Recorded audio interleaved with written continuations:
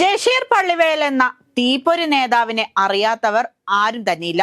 വർഷങ്ങൾക്ക് മുൻപ് വയനാട് പോലെയൊരു മലയോര പ്രദേശത്ത് നിന്ന് വിദ്യാർത്ഥി രാഷ്ട്രീയത്തിലൂടെ സംസ്ഥാന രാഷ്ട്രീയത്തിൽ വളരെ ശ്രദ്ധ നേടുന്ന ഒരാളായി ജഷീർ വളർന്നത് വളരെ വേഗത്തിലായിരുന്നു. KSU ജില്ലാ പ്രസിഡന്റായും പിന്നീട് സംസ്ഥാന വൈസ് പ്രസിഡന്റായും നിലവിൽ യൂത്ത് കോൺഗ്രസിന്റെ സംസ്ഥാന സെക്രട്ടറിയായും പ്രവർത്തിക്കുന്ന ജഷീർ കേരളത്തിന്റെ അങ്ങോളം ഇങ്ങോളമുള്ള സമരമുഖത്തെ തീപ്പൊരി നേതാവായിരുന്നു. അനവധി ക്രൂരമായ ലാത്തിചാർജുകൾക്ക് ജഷീർ KSU കാലത്ത് ഇരയായിട്ടുണ്ട്.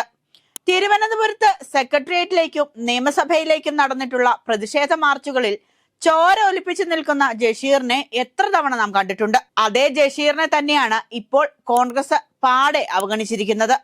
വയനാട് ജില്ലാ പഞ്ചായത്തിലേക്ക് സീറ്റ് നിഷേധിച്ചതിനെ തുടർന്ന് വിമതനായി മത്സരിക്കുമെന്ന് പ്രഖ്യാപിച്ചിരിക്കുകയാണ് ജഷീർ.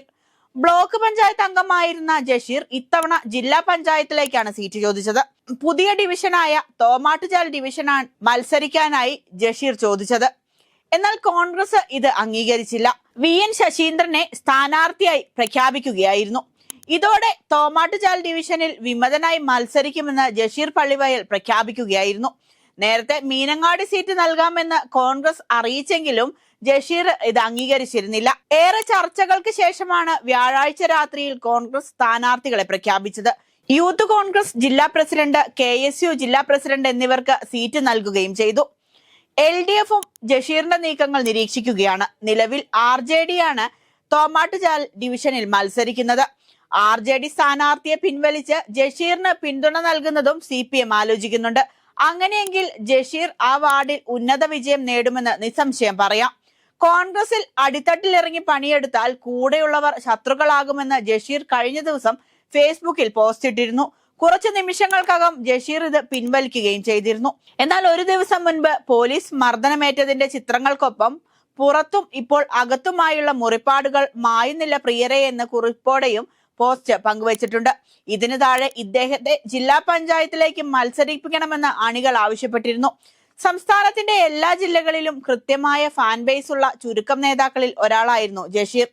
കഴിഞ്ഞ KSU സംസ്ഥാന കമ്മിറ്റിയിൽ സംസ്ഥാന പ്രസിഡന്റ് KM അഭിജിത്തിനുള്ളതിനേക്കാൾ പിന്തുണ പല ഘട്ടങ്ങളിലും ജഷീറിന് പ്രവർത്തകരുടേതായി ലഭിച്ചിരുന്നു. KSU സംസ്ഥാന കമ്മിറ്റിയിലേക്കും പിന്നീട് യൂത്ത് കോൺഗ്രസ് സംസ്ഥാന കമ്മിറ്റിയിലേക്കും ഒരു ഗ്രൂപ്പിന്റെ ഭാഗമായിട്ടല്ലായിരുന്നു ജഷീർ മത്സരിച്ചതും വിജയിച്ചതും.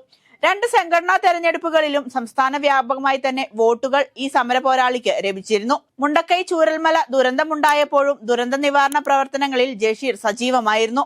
മുൻപ് ഏറെ നാൾ യൂത്ത് കോൺഗ്രസിന്റെ അധ്യക്ഷൻ ഇല്ലായിരുന്ന കാലത്തും ജഷീർ നേതൃത്വത്തെ വെല്ലുവിളിച്ച് രംഗത്തെത്തിയിരുന്നു.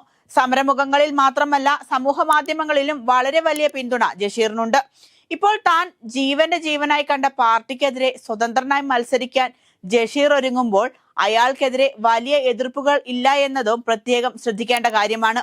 അതുകൊണ്ടാണ് വിമതനായി മത്സരിക്കുന്നതിന് ഇറങ്ങുമ്പോഴും പാർട്ടിക്കുള്ളിൽ സാധാരണ പ്രവർത്തകർ ഒരാൾക്ക് പിന്തുണ നൽകുന്നതെന്ന് കോൺഗ്രസ് നേതൃത്വം ഇനിയെങ്കിലും ആഴത്തിൽ ചിന്തിക്കണം. പണിയെടുക്കുന്ന നിരവധി കേസുകളിൽ പെട്ടിട്ടുള്ള സാധാരണ ചെറുപ്പക്കാരെ പരിഗണിക്കാതെ ഇനിയും മുന്നോട്ടു പോയാൽ കോൺഗ്രസ് തന്നെ ഇല്ലാതാകുമെന്ന യാഥാർത്ഥ്യം ഇനിയെങ്കിലും നേതാക്കൾ ചിന്തിച്ചാൽ നന്ന്.